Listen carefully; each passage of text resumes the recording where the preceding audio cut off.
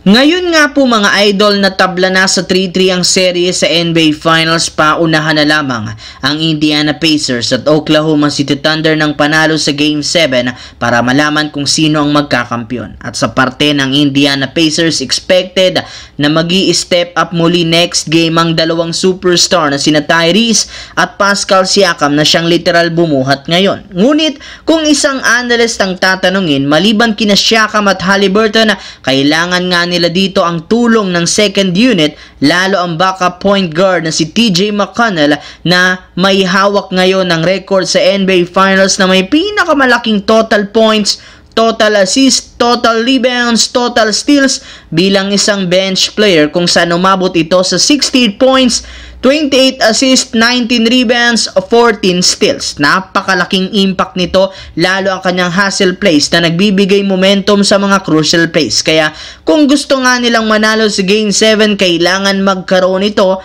ng magandang performance. Samantala, halos lahat ng mga fans ng Lakers ang hindi kumontra sa pagbebenta ni Jeanie Buss sa kanyang majority share kay Mark Walton, dahil simula pa lang alam na nila na napakahusay nitong magpalakad at gumawa ng desisyon.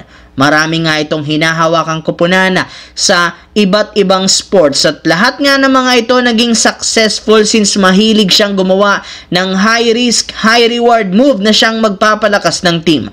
Kaya sa pagpunta niya sa Lakers, expected gagawin itong muli ang lahat. Ibig sabihin na wag nga daw kayong magtaka kung marami agad itong gagawing pagbabago, at kabilang dyan ay ang pagpapalawak ng scouting department at ang front office para makahanap sila ng mas magagaling na bagong player sa market, free agency at sa NBA draft. Kinukonsidera naman ang kanilang team ang posibilidad na makabuo sila ng isang bagong super team sa pagkuha ng ilang mga malalaking pangalan na tutulong kina LeBron at Luka. Wala na rin naman silang poproblemahin pa sa pera at resources dahil ang kanilang bagong team owner hindi magdadalawang isip gumastos para sa ikabubuti ng kanyang koponan. Sa kabilang banda, sa umpisa pa lang ng season, inamin na ng Houston Rockets na isa sila sa mga teams na interesado kay Kevin Durant sa isang trade. Base sa kinumpirma, sinubukan na nga ng front office na i-offer sa Phoenix Suns sina Jabari Smith Jr.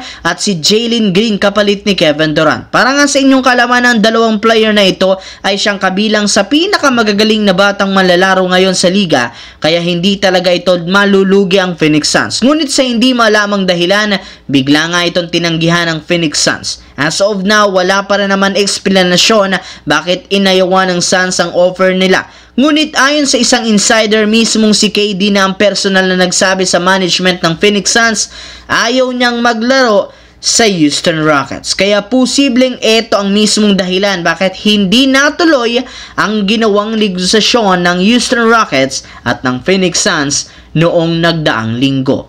Anong masasabi nyo dito mga idol?